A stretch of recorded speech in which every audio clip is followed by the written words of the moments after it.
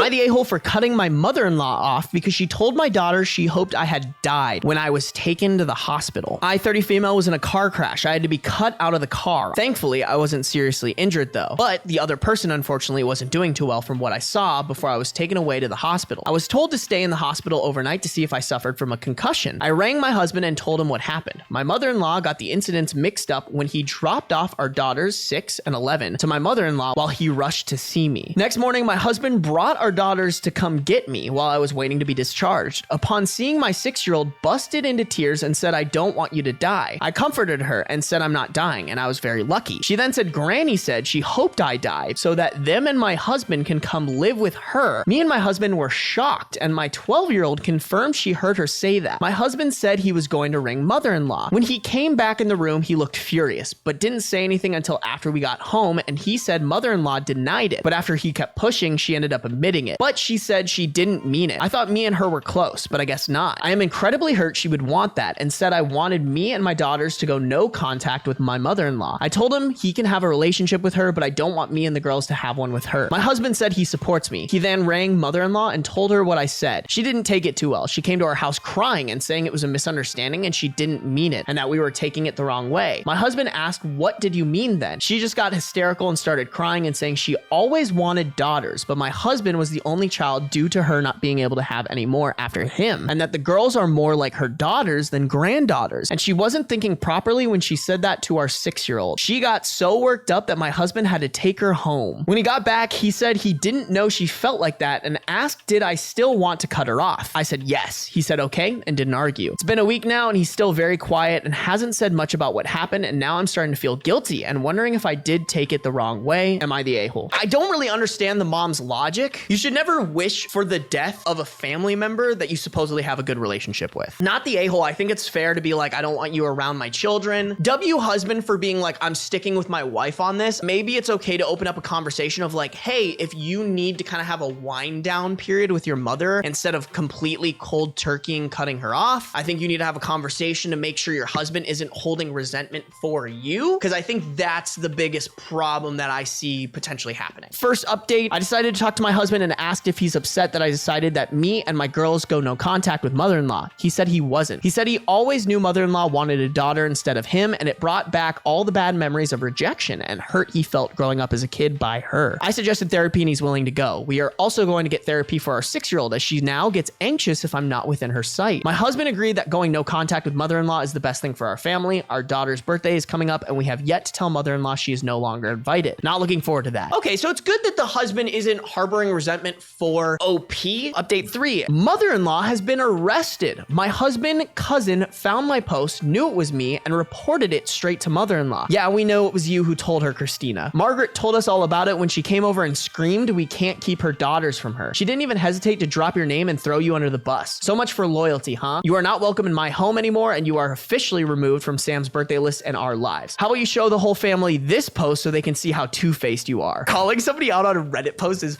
hilarious. Totally get it, but like, girl, you're dropping real names here. I'm here for the drama, I'm here for the smoke, but maybe we should send this in a text message. Mother-in-law has been arrested. She came to our house screaming we can't keep her daughters from her. Husband tried to calm her down and get her to leave. She wouldn't and attacked him. My husband had to restrain her and I called the police. She fought them, but it got her nowhere except the back of their car. The woman is truly insane. My husband had to talk to the police because I had to calm down my daughters because they witnessed the whole thing. My 6-year-old was hysterical about Granny being taken away. This is all just a big mess. Okay, so not exactly the fairy tale ending, but at least the mother-in-law's true colors are coming out here and they can act appropriately.